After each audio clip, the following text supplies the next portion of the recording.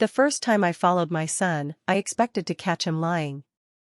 Instead, I watched him unlock the gate of a house that had been empty for almost 15 years. And when he stepped onto the porch, he smiled, as if someone inside had been waiting for him. My name is Laura Bennett, and until that Sunday, I believed I knew everything about my 17-year-old son, Ethan.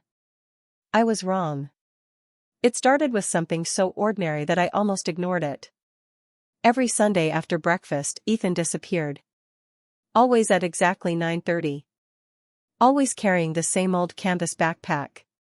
He'd kiss my forehead, grab his bike helmet, and say, "I'll be back before dinner." "Where are you going?" I'd ask. "Just out." "With who?" "A friend." "What friend?" "You don't know him." It was always the same conversation. Always the same calm smile. Always the same answer. My son had never been a liar. As a little boy, he'd confessed to breaking my favorite coffee mug before I'd even noticed it was missing. When he failed his first driving test, he told me before I could ask. He wasn't secretive. Until now. At first, I thought it was a girlfriend. Maybe he was embarrassed. Maybe he wanted privacy. My sister, Monica, laughed when I mentioned it. "Laura, he's 17. If he's hiding anything, it's probably a girl." "I don't know." "You worry too much." Maybe I did. After my husband, David, died of a heart attack 6 years earlier, worrying had become second nature. It had always been Ethan and me after that. We weren't just mother and son. We were teammates. Or at least I thought we were. One rainy Sunday, Ethan came home with mud on his shoes. Not unusual. Except there were tiny flecks of white paint on his jeans. Fresh paint. "Helping someone?" I asked while making dinner. He looked down too quickly. "Just fixing something." "For your friend?" "Yeah." "What friend's house needs painting?" He paused for half a second. Then shrugged. "You wouldn't know him." Half a second. It was small. But it was enough. For the first time in his life. My son had hesitated before answering me. The next Sunday, I made a decision I wasn't proud of. I waited until Ethan rode away on his bike. Then I grabbed my car keys. "I'm sorry," I whispered to David's framed photograph on the hallway table. "If I'm wrong, I'll never do this again." I stayed several blocks behind him. He never looked back. He rode through neighborhoods we never visited anymore. Past the grocery store. Past Riverside Park. Across the old railroad bridge. Finally, he turned onto Willow Lane. My hands tightened around the steering wheel. No. It couldn't be. There were only 5 houses left standing on Willow Lane. Most had been abandoned after the factories closed years ago. The neighborhood felt frozen in time. Broken mailboxes. Overgrown yards. Cracked sidewalks. Ethan stopped in front of a pale blue house with peeling paint. Number 27. I parked half a block away. The place looked deserted. The grass reached nearly to the porch steps. Windows were dusty. One shutter hung crooked. No car. No lights. Nobody lived there.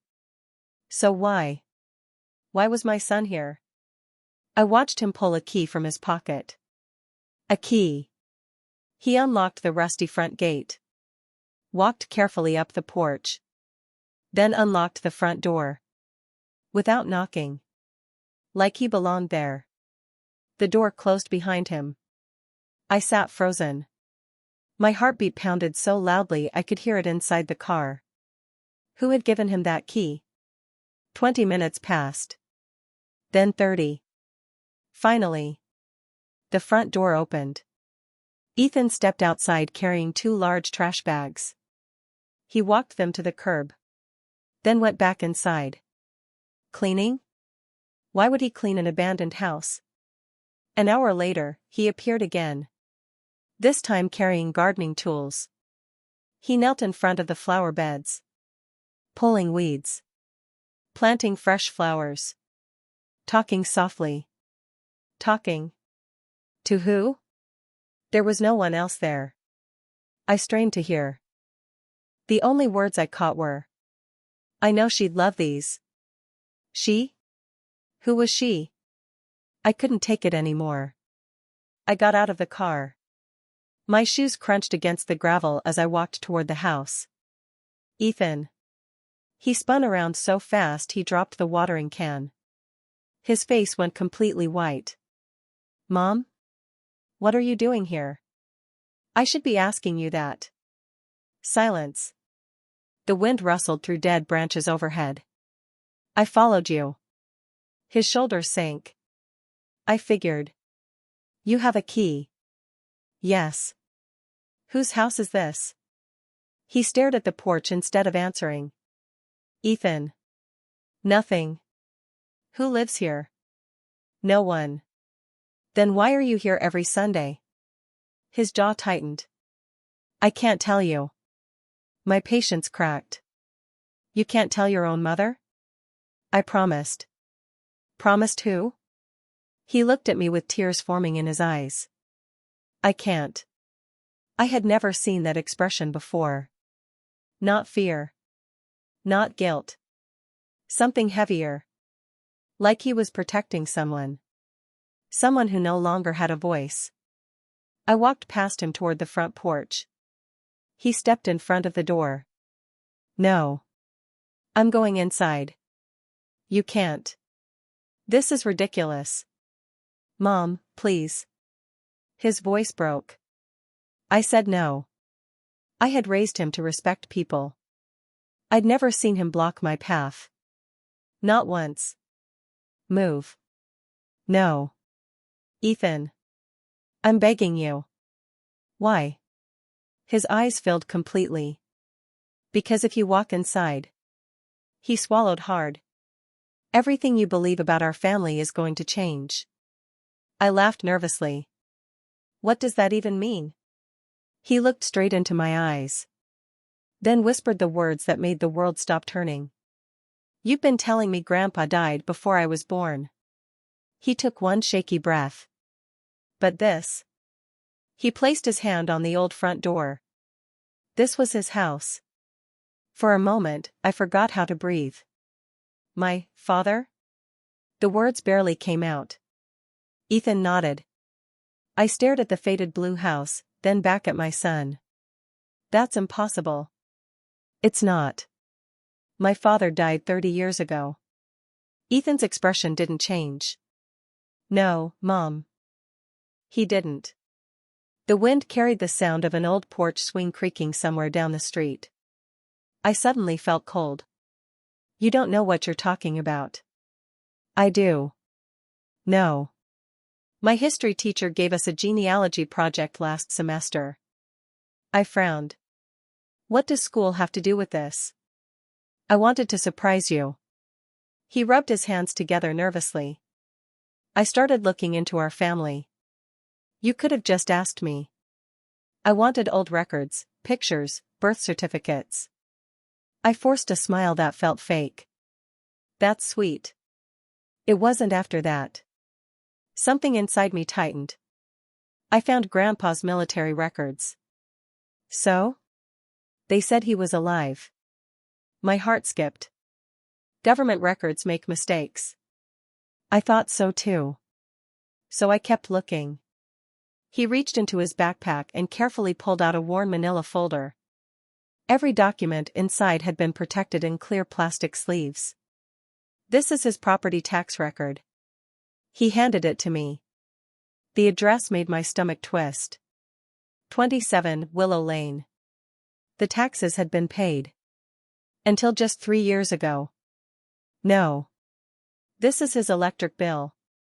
Another document. The account had remained active. This is impossible. I thought maybe someone stole his identity. My hand shook harder with every page. So I came here. He looked at the house. I expected strangers. What did you find? His voice softened. I found Grandpa. The world blurred. What? He opened the door. I couldn't hear anything except my own heartbeat. He looked old. So old. He had your eyes. I took a step backward. No. He asked if I was David. I blinked. My dad? He thought I looked like Dad when he was young. Ethan smiled sadly. I told him I was Ethan. He cried. I covered my mouth. No. He asked if you were happy. My knees almost gave out. I don't understand. I didn't either. So I kept coming. Every Sunday. For 8 months. 8 months. My son had been visiting. The father I'd buried in my memories decades ago. I want to see him. Ethan's face fell. You can't. I have every right. He died. The sentence landed like a hammer. What? 3 months ago. I stared at him. No. He had pneumonia. You said. I know. You said you found him. I did. But he's gone now. He wiped at his eyes. I kept coming because I promised him I would take care of the house until I figured out what to do. The flowers. The cleaning. The fresh paint. Everything suddenly made sense. I leaned against the porch railing. I buried my father. No. My mother told me. I know what Grandma told you. His voice was careful. But she lied. I laughed. Not because anything was funny. Because nothing else made sense.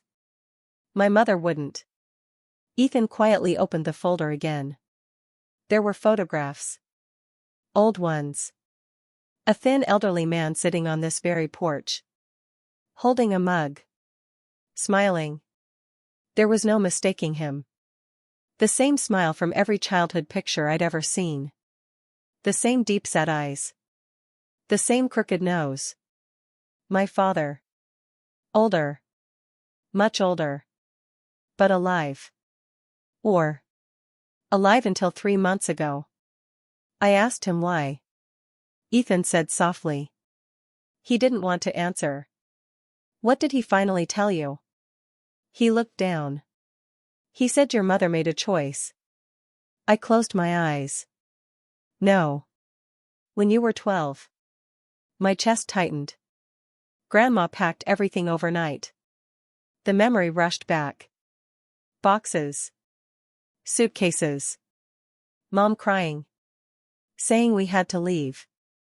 Saying Dad wasn't safe anymore. I remembered asking where he was. He left us. That was what she'd said. He chose alcohol over his family. He doesn't love us. I'd believed her. For 36 years. Ethan reached into the folder again. This time he handed me several letters. None had ever been opened. My name was written across every envelope. Laura. In my father's handwriting. The oldest was dated 28 years ago. The newest 5 years ago. I couldn't move. He kept writing. He said he mailed every one. I never got them. They all came back. Stamped. Return to sender. Forwarding address unavailable. He kept every letter. My vision blurred with tears. He never stopped trying. I slowly opened one. The paper had yellowed with age. My sweet Laura. If this letter reaches you, please know I have never stopped looking. Your mother believes she's protecting you. I don't blame her anymore. But I miss hearing you laugh. I still keep your bicycle in the garage. In case you come home. I couldn't finish. My tears soaked the page. Mom. Ethan stepped closer. He wasn't perfect. I looked at him. He admitted that. He drank after losing his job. He became angry. But he quit. 31 years ago. He spent the rest of his life hoping you'd walk through that gate. I sank onto the porch steps. Everything I'd believed, every memory, every story, had cracked apart. I confronted Grandma. Ethan said quietly. My head snapped up. You what? Last month. What did she say? He hesitated. She cried. That scared me more than anything. She admitted she lied. The words echoed in my ears. Why? Because Grandpa scared her. He never hit you. He never hit Grandma. But he yelled. He drank. He frightened everyone. So when he finally got sober. Ethan swallowed. She didn't trust it. She took you. She changed your address. She filed for divorce. And she told everyone he abandoned the family. I felt sick. I've hated him. I whispered. My entire life. I know. I never even gave him a chance. No. I missed every birthday. Every Christmas. Every graduation. Every wedding. Every chance to hug him one last time. Because someone else had decided forgiveness was impossible. The front door creaked slightly in the breeze. I looked inside for the first time. The hallway was spotless. Fresh paint covered the walls. Family photographs had been carefully dusted. On a small wooden table near the entrance sat a wrapped gift. A faded tag still tied with blue ribbon. It simply read. For Laura. My hands trembled. What is that? Ethan looked at it sadly. He told me. His voice cracked. Not to let you open it. Unless you finally came home. I stood frozen in the doorway. The little box wasn't expensive. The wrapping paper had faded from bright blue to a dull gray blue. Dust clung to the corners of the ribbon. It had been waiting. Just like my father had. 4 years. My fingers hovered over it. I don't deserve this, I whispered. Ethan gently placed his hand on my shoulder. Grandpa said you'd say that. A fresh wave of tears rolled down my face. He knew me that well? Ethan smiled through his own tears. He never stopped being your dad. With shaking hands, I untied the ribbon. Inside the box was a small wooden music box. I recognized it instantly. When I was little. I whispered, I broke this. I had dropped it while dancing around the living room. I remembered crying because I thought I'd ruined it forever. Dad had laughed, scooped me into his arms, and promised, nothing that's loved is ever beyond repair. I'd forgotten those words. But he hadn't. The music box had been carefully restored. Inside the lid was a folded note.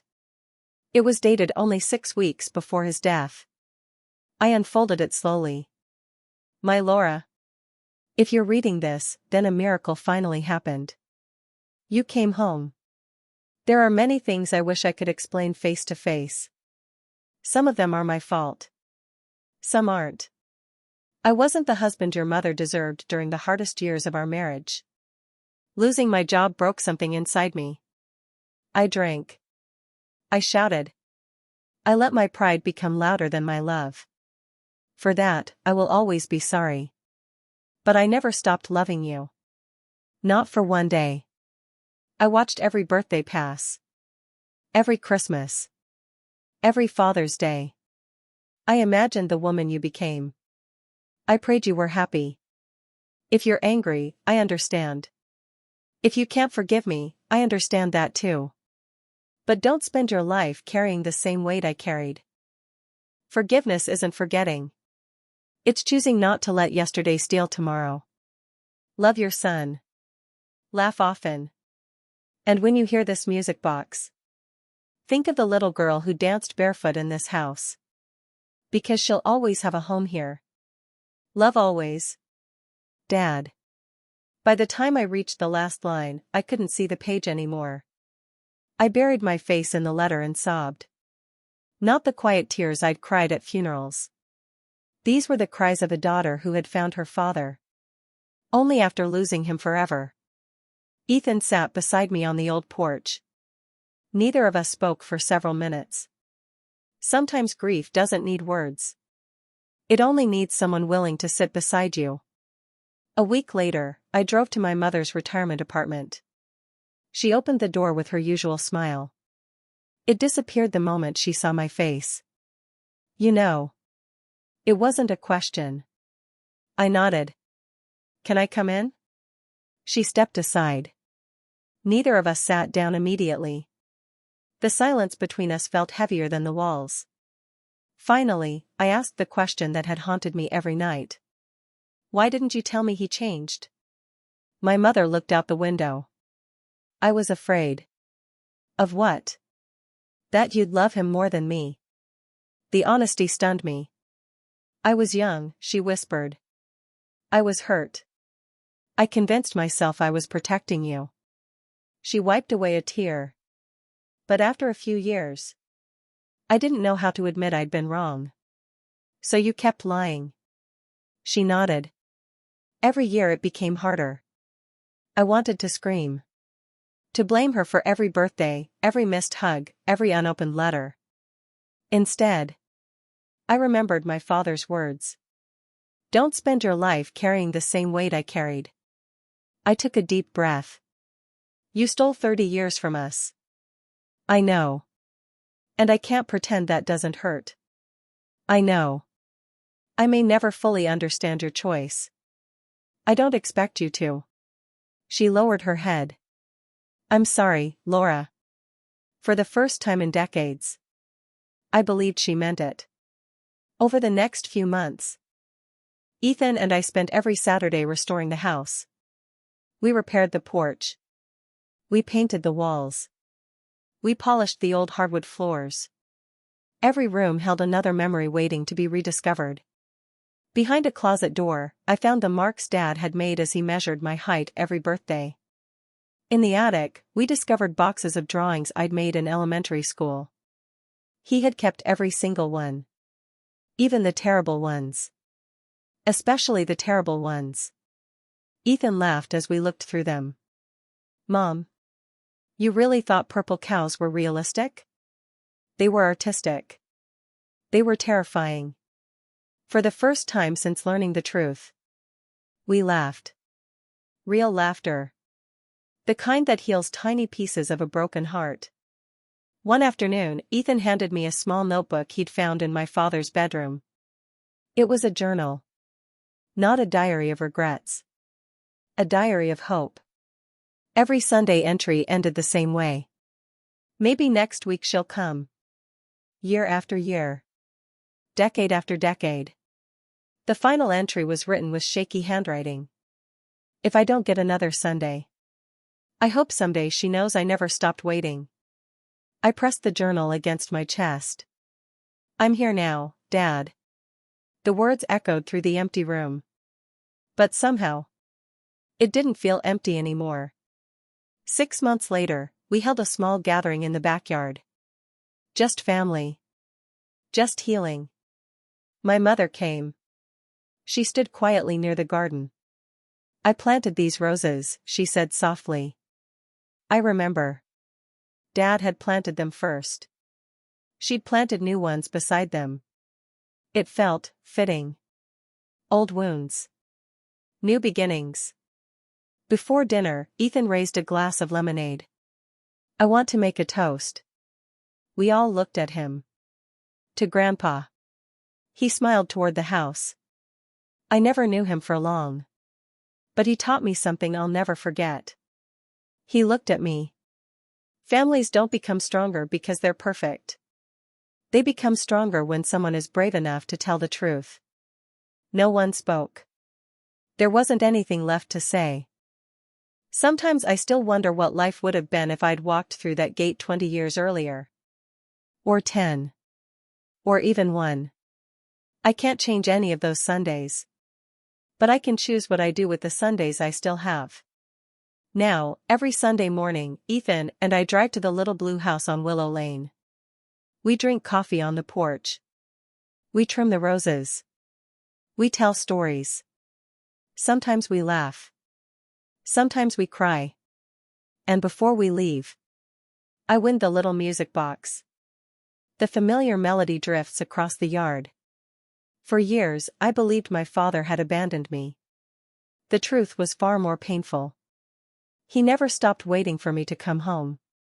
And thanks to my son, I finally did.